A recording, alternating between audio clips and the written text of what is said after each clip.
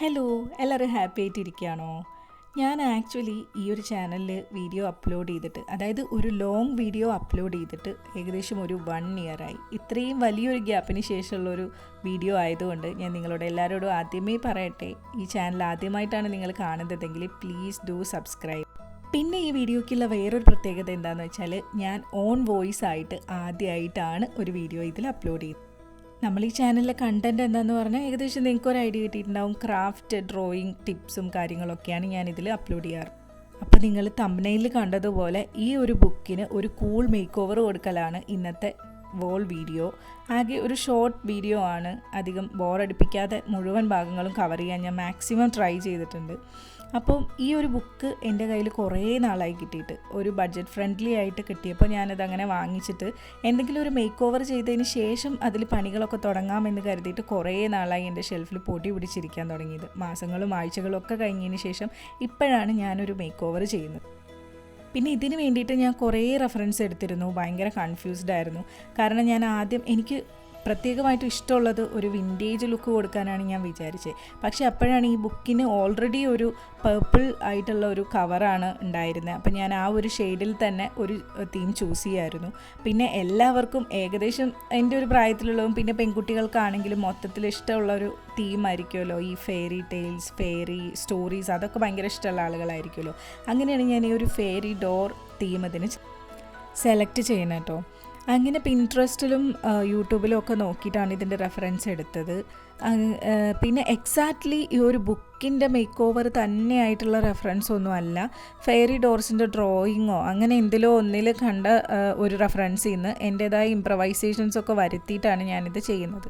സ്റ്റെപ്സൊക്കെ ഈസിയാണ്. ആദ്യമായിട്ട് ഈ ബുക്ക് നമ്മൾ സെലക്ട് ചെയ്തിട്ടുള്ള കളർ പേപ്പറിൽ പൊതിഞ്ഞെടുക്കണം. നമ്മൾ നോട്ട്ബുക്കൊക്കെ പൊതിയാറില്ലേ, അതുപോലെ തന്നെ അതിന് പകരം നമ്മൾ ഗ്ലൂ വെച്ചിട്ട് ഒട്ടിച്ചു കൊടുക്കണം. നിങ്ങൾ ഗ്ലൂ എടുക്കുമ്പോൾ കുറച്ച് സൂക്ഷിച്ച് നല്ലൊരു ഗ്ലൂ എടുക്കുക, കാരണം എയർ ബബിൾസ് വരാൻ ചാൻസ് ഉണ്ട്.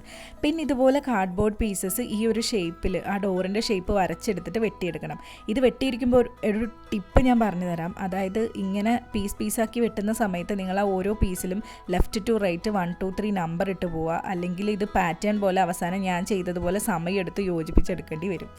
പിന്നെ ഇതുപോലെ ഒരു പേപ്പറിൽ ഒട്ടിച്ചതിന് ശേഷം ആ പേപ്പറിൽ നിന്ന് എൻറ്റയർലി കട്ട് ചെയ്തെടുത്തിട്ടാണ് ഞാൻ അപ്പുറത്തേക്ക് നോട്ടിലേക്ക് ഒട്ടിച്ചു കൊടുത്തത്. ഇല്ലെങ്കിൽ നോട്ടിൽ ഒട്ടിക്കുന്ന സമയത്ത് അത് അങ്ങോട്ടോ ഇങ്ങോട്ടോ സ്ഥാനം മാറിപ്പോയിട്ടുണ്ടെങ്കിൽ പിന്നെ പറിച്ചൊട്ടിക്കുമ്പം എനിക്ക് വീണ്ടും ഒരു അബദ്ധം പറ്റിയതുപോലെ നിങ്ങൾക്ക് പറ്റണ്ടെന്ന് കരുതിയിട്ടാണ് ആ ഒരു ടിപ്പും പറയുന്നത്. അപ്പോൾ ഇതുപോലെ ഒട്ടിച്ചു കൊടുത്തതിന് ശേഷം പിന്നെ നമ്മൾ ആ ഒരു ഷേപ്പ് മൊത്തത്തിൽ കട്ട് ചെയ്തെടുത്തിട്ട് നോട്ടിലേക്ക് ഒട്ടിച്ചു കൊടുക്കുന്നുണ്ട്. ഞാൻ ഒട്ടിച്ചു കൊടുക്കുമ്പോൾ ഇവിടെ ഇത് ഒട്ടിക്കാൻ വേണ്ടിയിട്ട് ഡബിൾ സൈഡ് ടേപ്പാണ് ഉപയോഗിച്ചിട്ടുള്ളത്. അതാണ് ഒന്നും കൂടെ കൺവീനിയൻ്റ് ആയിട്ട് എനിക്ക് തോന്നിയത്. നിങ്ങൾക്ക് വേണമെങ്കിൽ നമ്മുടെ സാധാരണ ഗ്ലൂ വേണമെങ്കിലും ഉപയോഗിക്കാം. പിന്നെ ഈ ഡബിൾ ടേപ്പ് ഉപയോഗിക്കുമ്പോഴുള്ള ഏറ്റവും വലിയ ഒരു സാറ്റിസ്ഫാക്ഷൻ പാർട്ട് ഏതാണെന്നറിയോ? ഈ കാണുന്നതാണ്. ഇതിൻ്റെ പുറകിലുള്ള പേപ്പർ ഇങ്ങനെ വലിച്ചൂരിയെടുക്കുന്നത്.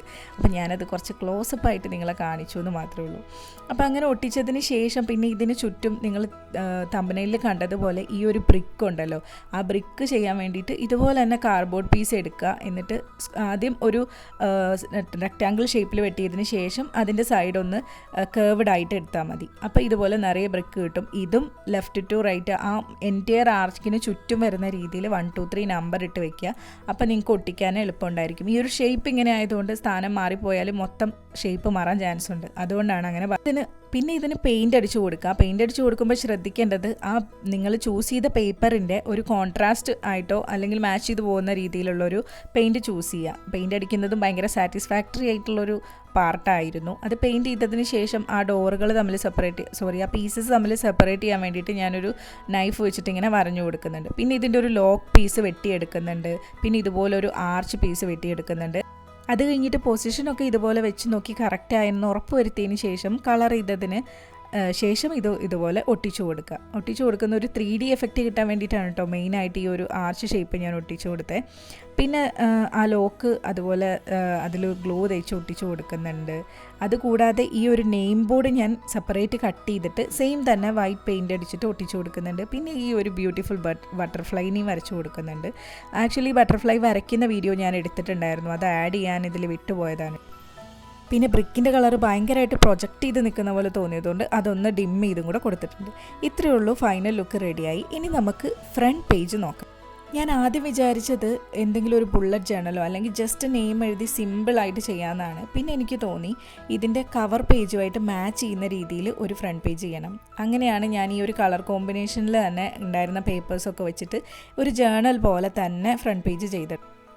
ആക്ച്വലി ഇതിൽ ഞാൻ ഫസ്റ്റ് ഒട്ടിച്ച പേർപ്പിൾ കളറുള്ള പേപ്പർ ഒരു ഷൂവിൻ്റെ ഉള്ളിൽ, ഷൂ മേടിച്ചപ്പം അതിൻ്റെ ഉള്ളിൽ കുത്തി നിറച്ച് വന്നതായിരുന്നു. ഞാൻ പണ്ടെടുത്ത് വെച്ചത് ഇപ്പോൾ യൂസ്ഫുള്ളായി.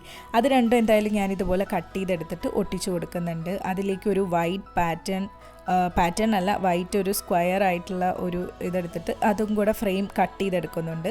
എന്നിട്ട് ടോപ്പിൽ ഞാൻ നമ്മുടെ ചാനലിൻ്റെ പേരാണ് ഒട്ടിച്ചു കൊടുക്കുന്നത്. ദേജാവു എന്നാണ് ചാനലിൻ്റെ പേര്. പിന്നെ സെൽഫ് മോട്ടിവേഷൻ ഇല്ലാതെ ഒരു പരിപാടിയില്ല, അതുകൊണ്ട് സെൽഫ് മോട്ടിവേഷനായിട്ടുള്ള 2 കോഡ്സും കൂടെ ഒട്ടിച്ചു കൊടുക്കുന്നുണ്ട്. പിന്നെ ആ പിങ്ക് സ്പേസിൽ ഞാൻ എന്തെങ്കിലുമൊക്കെ ഭാവിയിൽ എഴുതുമായിരിക്കും. അപ്പോൾ ഇത്രയേ ഉള്ളൂ. നിങ്ങൾക്ക് ഈ കവർ പേജും ഫ്രണ്ട് പേജും ഒക്കെ ഇഷ്ടപ്പെട്ടു എന്ന് വിചാരിക്കുന്നു. ഇഷ്ടപ്പെട്ട് കഴിഞ്ഞാൽ ചാനൽ സബ്സ്ക്രൈബ് ചെയ്യാൻ മറക്കരുത്. പിന്നെ വീഡിയോ ലൈക്ക് ചെയ്യാനും എന്തെങ്കിലും കമൻറ്റ് ചെയ്യാനും മറക്കരുത്. അപ്പോൾ നെക്സ്റ്റ് ഒരു വീഡിയോയിൽ കാണാം.